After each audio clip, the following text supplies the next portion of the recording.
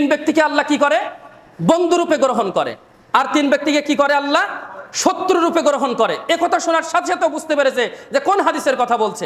আবু যর গিফারী রাদিয়াল্লাহু তাআলা আনহু বলছেন, আমি সরাসরি এটা আল্লাহর নবী সাল্লাল্লাহু আলাইহি সাল্লামের কাছ থেকে শুনেছি। সুবহানাল্লাহি ওয়া বিহামদিহি। আপনারা কি ঘুমাচ্ছেন? সরাসরি আল্লাহর নবী সাল্লাল্লাহু আলাইহি সাল্লামের কাছ থেকে শুনেছি।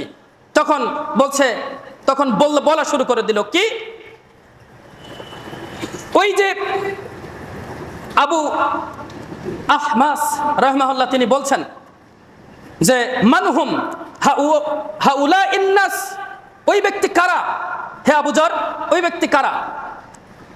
তখন আবু যর গিফারী রাদিয়াল্লাহু তাআলা আনহু বলা শুরু করে দিলেন।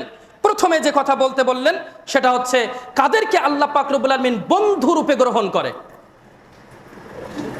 আবু যর গিফারী রাদিয়াল্লাহু তাআলা আনহু বলছেন, নবী করিম সাল্লাল্লাহু আলাইহি সাল্লাম বলেন, আল্লাহ রাব্বুল আলামিন তিন ব্যক্তিকে বন্ধু রূপে গ্রহণ করেন। সেই তিন ব্যক্তির ভিতরে এক ব্যক্তি হলো তারাই, তাফসীরের ভিতরে এভাবে করে আসছে যে আল্লাহর শত্রুদের প্রতিদ্বন্দ্বিতায় বীরত্বের সাথে, এবার বুঝতে পারছেন হয়তোবা, বীরত্বের সাথে যুদ্ধ করে, দাঁড়িয়ে যায় সামনে, এবং যুদ্ধ করতে করতে ওই ব্যক্তি হয় মৃত্যুবরণ করে, না হয় সে গাজী হয়ে বিজয়ী হয়ে ফিরে আসে। ওই ব্যক্তিকে আল্লাহ পাক রব্বুল আলামিন বন্ধুরূপে গ্রহণ করেন। সুবহানাল্লাহ বলবেন না? সুবহানাল্লাহ। এরপরে দ্বিতীয় নম্বর, যাদের কথা আল্লাহর নবী সাল্লাল্লাহু আলাইহি সাল্লাম বললেন তারা কারা? যাদেরকে আল্লাহ পাক রব্বুল আলামিন বন্ধুরূপে গ্রহণ করে। দ্বিতীয় শ্রেণীর মানুষ তারাই, যখন কোন যাত্রী দলের সাথে সফর হয়েছে, কোনো ব্যক্তির, কোনো একজন মানুষের যাত্রী দলের সাথে সফর হয়েছে, অনেকজন মানুষ এক জায়গায় যাত্রা করছে, হঠাৎ করে প্রতিমধ্যে রাত এলো, রাতের বেলায় সবাই ঘুমিয়ে পড়ল। একজন ব্যক্তি, যেই ব্যক্তি সারা রাত ধরে পাহারা দিল এবং আল্লাহর সালাতে মশগুল থাকলো, যখন তাদের যাত্রা আবার শুরু করবে তখন তাদেরকে ওই ঘুম থেকে জাগিয়ে দিল।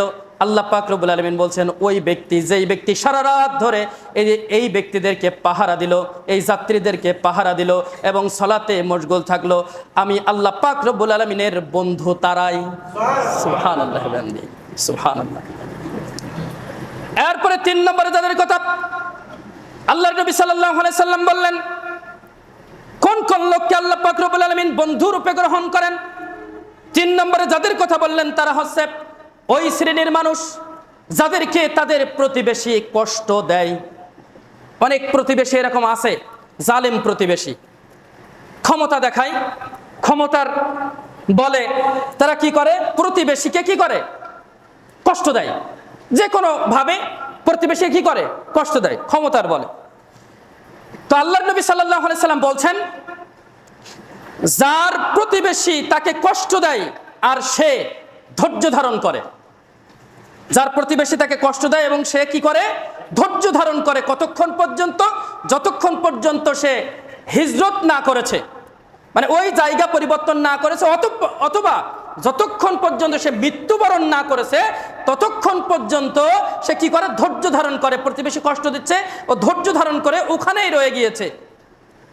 আল্লাহ নবী সাল্লাল্লাহু আলাইহি সাল্লাম বলছেন যে ওই বান্দাকে আল্লাহ পাক রব্বুল আলামিন কি ভালোবাসেন, পছন্দ করেন এবং বন্ধু রূপে গ্রহণ করেন। সুবহানাল্লাহ বিহামদিহি, সুবহানাল্লাহ। প্রিয় উপস্থিতি, তাহলে আমরা দেখলাম যে তিন ব্যক্তিকে আল্লাহ পাক রব্বুল আলামিন বন্ধু রূপে গ্রহণ করেছেন।